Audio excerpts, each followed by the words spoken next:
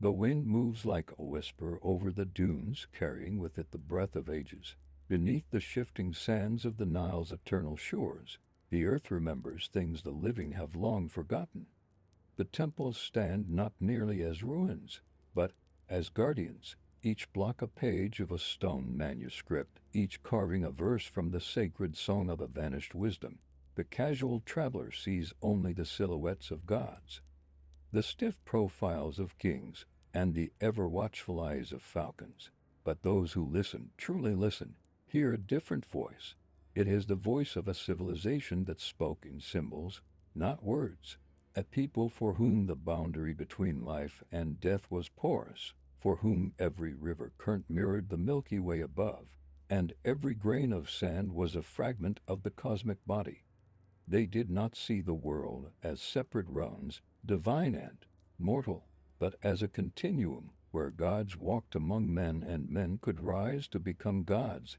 This was not mythology as modern minds understand it. It was a metaphysical cartography. The myths of Isis and Osiris, of Horus and Set, were not stories told for entertainment but encrypted blueprints for the soul's journey in life and death, and in the unseen cycles beyond time. To recite a hymn was to speak the language of creation. To trace a glyph was to open a gate between worlds. The temple walls were not decorations, but resonant devices. Each line and curve of vibration meant to align the initiate with the harmonics of the cosmos. And yet, so much of what they believed remains hidden beneath the veils of translation and the fog of modern interpretation. The priests who served in the inner chambers knew that truth could not be given openly. It had to be earned. Knowledge was not in the scrolls alone. It was in the alignment of the stars, in the shadow cast by an obelisk at solstice, in the deep silence of the hypostyle halls. They preserved this wisdom through layers. Outer teachings for the people, inner teachings for the worthy. The deepest, wordless truth for those who had walked the path of death and returned. It is here, in the heart of the desert night, that we begin our journey, not to uncover what the Egyptians said they believed, but to approach what they truly knew. And as the constellations rise above the dark silhouette of Karnak, the first veil begins to lift. Before the first pyramid was raised, before the first cartouche was carved, the Egyptians looked to the sky and saw the Nile mirrored in the heavens. To them, the Milky Way was not just a scattering of stars, but a celestial river flowing through the black velvet of night. Its source was the primordial waters of Nun, the boundless, formless expanse from which all existence emerged. In the silence before creation, they taught, there was only none, infinite darkness, infinite potential.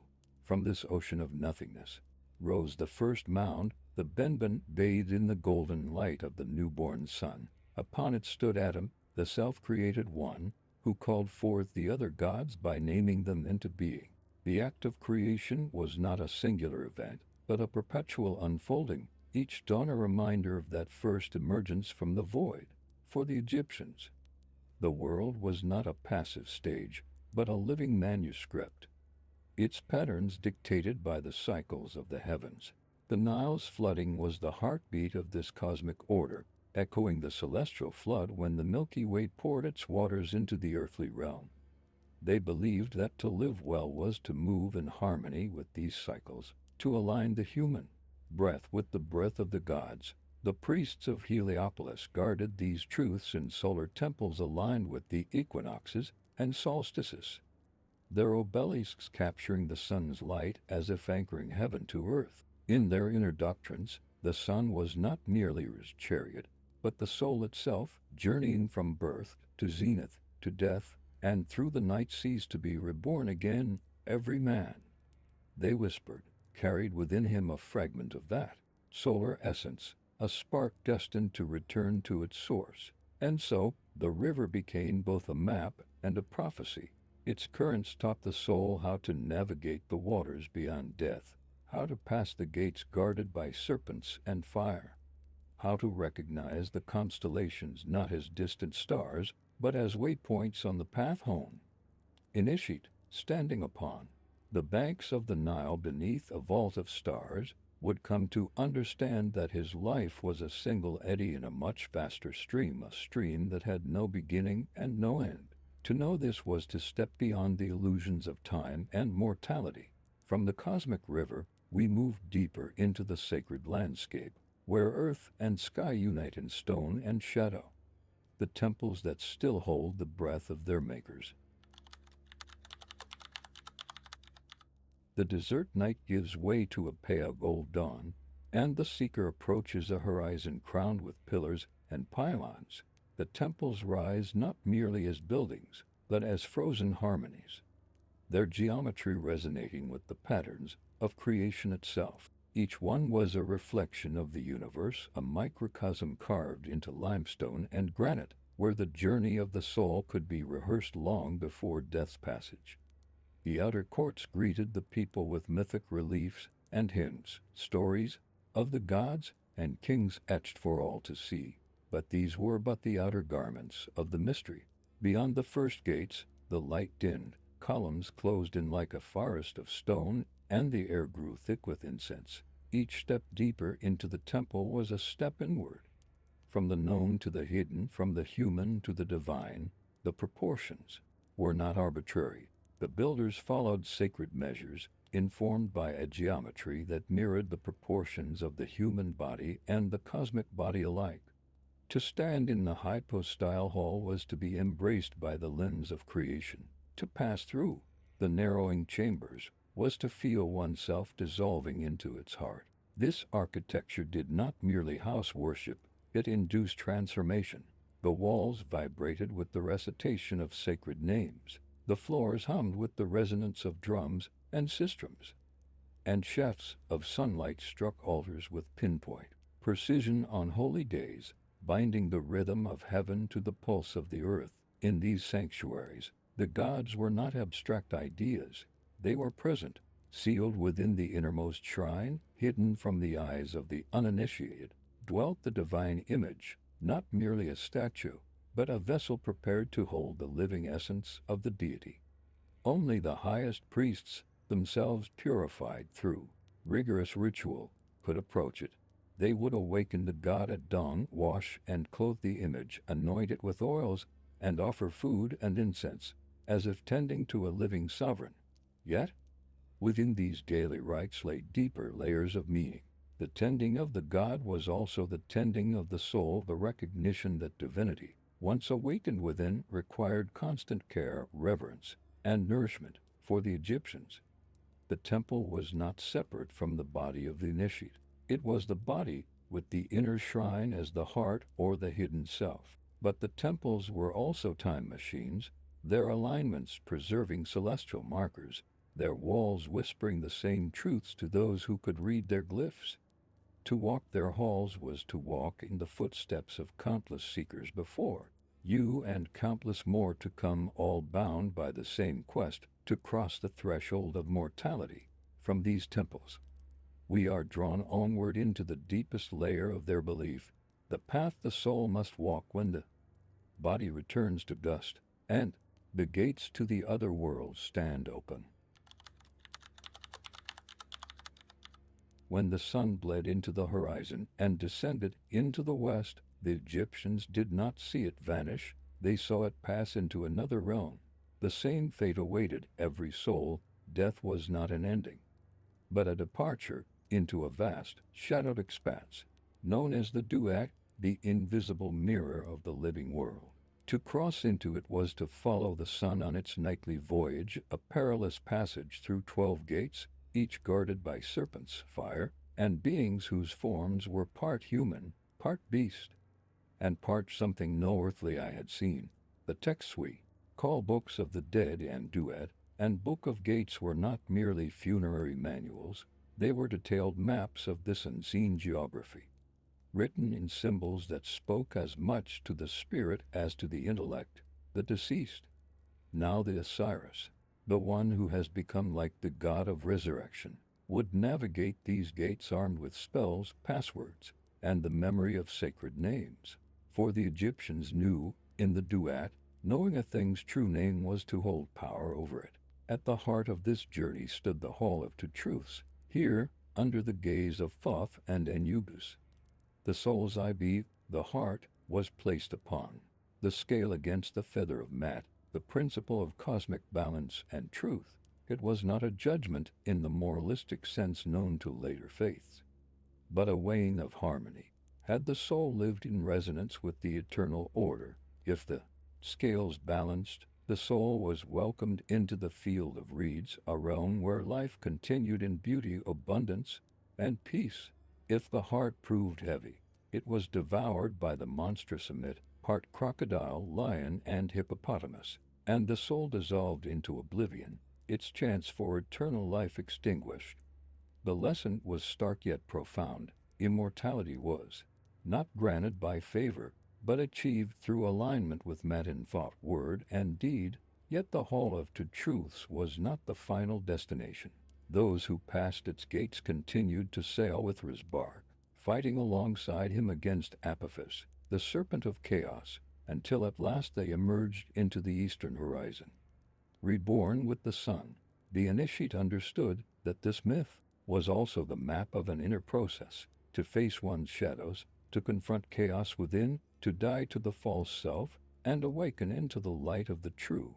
From the duet, the Egyptians' vision expands even further, beyond the journey of the soul, into the realm of their gods and goddesses, archetypes that are more than stories, more than deities, but eternal principles woven into the fabric of existence itself. In the Egyptian mind, the gods were not distant rulers peering down from some unreachable heaven. They were forces woven into the very breath of the world, eternal patterns through which creation flowed. To invoke a god was not to summon a personality, but to align oneself with a cosmic principle, a fragment of the divine order that moved in the waters, the winds, the stars, and in the pulse of one's own veins. Isis was not merely the grieving wife of Osiris, but the archetype of the Great Mother, she who gathers the scattered pieces of the broken and breathes life into them again. Osiris himself was not only the ruler of the underworld, but the pattern of death and renewal, the seed that must be buried before it can rise as green life. Horus, the falcon-eyed, was the awakened perception, the sight that pierces both shadow and light. And Set, so often cast as the villain, was not simple evil, but the necessary disruptor, the force that breaks stagnation and compels transformation through conflict. The priests and initiates did not worship these gods in the way later religions worshipped their deities. They enacted their dramas within themselves. Through sacred rites, the initiate became Osiris, dismembered by life's trials, and restored through the magic of Isis. They became Horus, confronting Set in the inner battle for sovereignty over the self. These myths were mirrors, reflecting the inner alchemy that every soul must undergo to awaken. Each deity was also a cipher in a greater code. Their forms, colors, crowns, and symbols held precise meaning. The crook and flail in Osiris's hands spoke of rulership and discipline. The throne glyph that crowned Isis revealed her as the seat of divine authority. The was-scepter carried by many gods was a channel of cosmic power. Even their animal forms were not primitive totems, but living metaphors. The ibis of Thoth, representing measured thought, the lioness of Sekhmet embodying destructive and regenerative fire, the scarab of Khepri signifying the daily rebirth of the sun and the soul. In temple ceremonies, the lines between mortal and divine blurred. The high priest did not pray to the god. He became the god for the duration of the rite, speaking with its voice, moving with its will. The image in the shrine was the anchor, the point through which that divine pattern entered the world. To truly understand the gods, one had to move beyond seeing them as beings out there and recognize them as eternal principles in here. In the Hermetic sense, they were the intelligences through which the one mind expressed itself in multiplicity. the living architecture of the cosmos itself, from the living gods.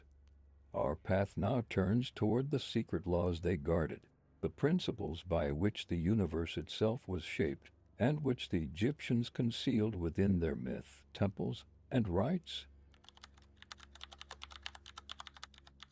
Beneath the myths, beneath the rites and the grand processions, the Egyptians guarded something deeper, a set of laws that did not belong to any one god, but to the fabric of existence itself.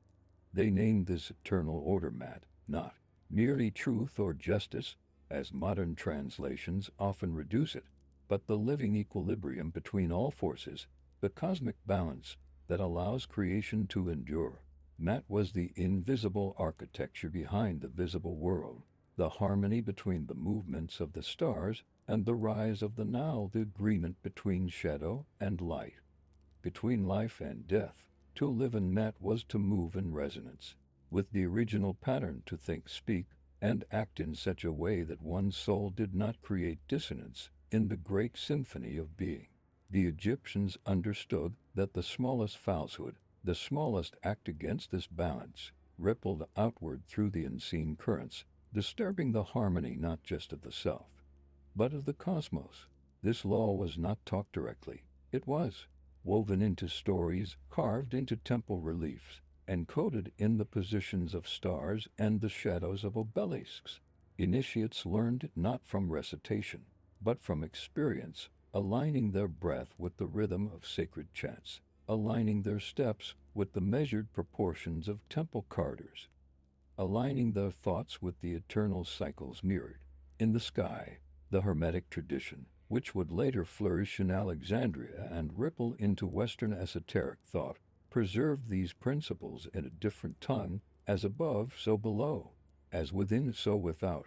This was the essence of Mat, that the structure of the heavens was reflected in the structure of man, and the state of one's soul was a mirror of the world one inhabited.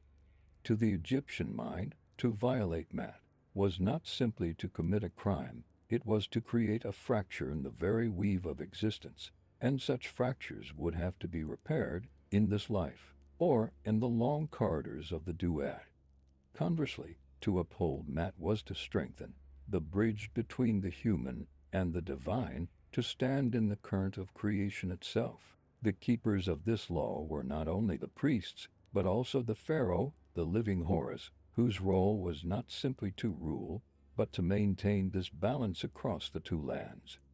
The king's throne was as much an altar as a seat of power, for without Mat, even the mightiest kingdom would collapse into chaos. But Mat was not the only hidden teaching the Egyptians preserved. There was another stream of knowledge, older, more secret still, that spoke not only of order, but of the manipulation of the hidden forces behind matter and spirit, a current that would later echo in the language of alchemy. In the stillness of Egypt's night, when the moon turned the desert to silver, the inner sanctuaries of certain temples became laboratories, not of fire and metals, but of the spirit.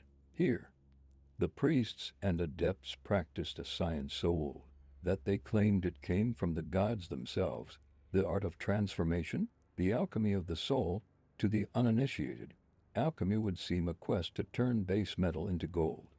But the Egyptians knew this was only the outer veil. The true gold was not of the earth, but of the spirit, the radiant, incorruptible self that could survive the passage through the duat and stand in the company of the gods. Metals were merely symbols of the states of the soul: lead for the heavy, unawakened self, copper for the soul stirred to life, silver for the purified mind, and gold for the perfected, eternal essence. The process was mirrored in the myths: Osiris dismembered and reassembled, the scarab rolling the sun from the night into the day, the lotus rising unstained from the mud. It was also enacted through ritual, the immersion in sacred waters, to dissolve the old self, the anointing with oils to seal the new form, the chanting of names to attune the initiate's soul to the frequencies of higher realms. Sacred geometry played its role as well: the proportions of the Great Pyramid, the hidden chambers beneath Saqqara, the alignment of temples along ley-like lines of power. All served as resonant vessels, spaces where the initiate's body became an instrument tuned to the harmonics of the cosmos. The Egyptians understood that stone, sound, and starlight could alter the state of consciousness just as surely as any herb or potion. Within this secret art lay the knowledge of the Ka, Ba, and Ak, the subtle bodies of man. The Ka was the life force double, the Ba the winged essence that could travel between worlds, and the Ak the transfigured spirit, luminous and deathless, the purpose of every initiation. Every rite was to refine these bodies, to ensure that, when the physical form returned to the earth, the soul's finer vessels were strong enough to endure the passage beyond the west. Some whispered that this alchemy could even conquer death, that the most perfected initiates could dissolve their mortal shell and step into the realm of the gods without passing through the ordinary gates of the duet, whether myth or truth. Such tales ensured that the sacred science remained the guarded inheritance of the few. And yet, all these mysteries, the gods, the cosmic river, the duat, the temple rites, the alchemy of the soul, were but facets of a greater whole. To glimpse the Egyptians' true belief, one must stand back and see how these threads wove into a single, eternal tapestry. If one were to gather the fragments, the myths of gods and kings, the geometry of stone, the hymns to the sun, the maps of the duat, the laws of math, the alchemy of the soul, and place them side by side, the picture begins to emerge. It is not a religion in the modern sense, nor a mere collection of stories, but a single vision, that the universe is alive, conscious, and interconnected, and that man is not separate from it, but a participant in its unfolding. The Egyptians saw existence as a cycle without beginning or end, the sun's daily rebirth, the Nile's annual flood, the stars' eternal circuits. In each cycle lay a chance for renewal, for the soul to return closer to its source. Death was but a gate, the body a vessel, the true self a spark of divine light journeying through time's endless corridors. The gods were not distant rulers, but the eternal principles that gave shape to all worlds, outer and inner alike. Every temple, every rite, every symbol was a reminder that the human soul carried within it the pattern of the cosmos. To walk in Mat was to align with that pattern. To undergo the sacred rites was to awaken the God within. To master the alchemy of the soul was to transmute mortal existence into something luminous and incorruptible. And this vision was not meant only for the priest or the pharaoh, the field worker who offered bread to the household altar, the fisherman who murmured a prayer to the river, the artisan who carved a falcon's wing in precise, loving detail. Each was participating in the same eternal mystery. Life itself was the temple, and every act a thread in the weave of the great tapestry. Even now the desert holds its silence, but the stones still speak. The hieroglyphs whisper to those who can see beyond their literal forms. The alignments of the temples still catch the solstice sun. The ancient hymns still stir something deep in the human heart. The Egyptians may have vanished into history, but their vision was never meant to belong to one people alone.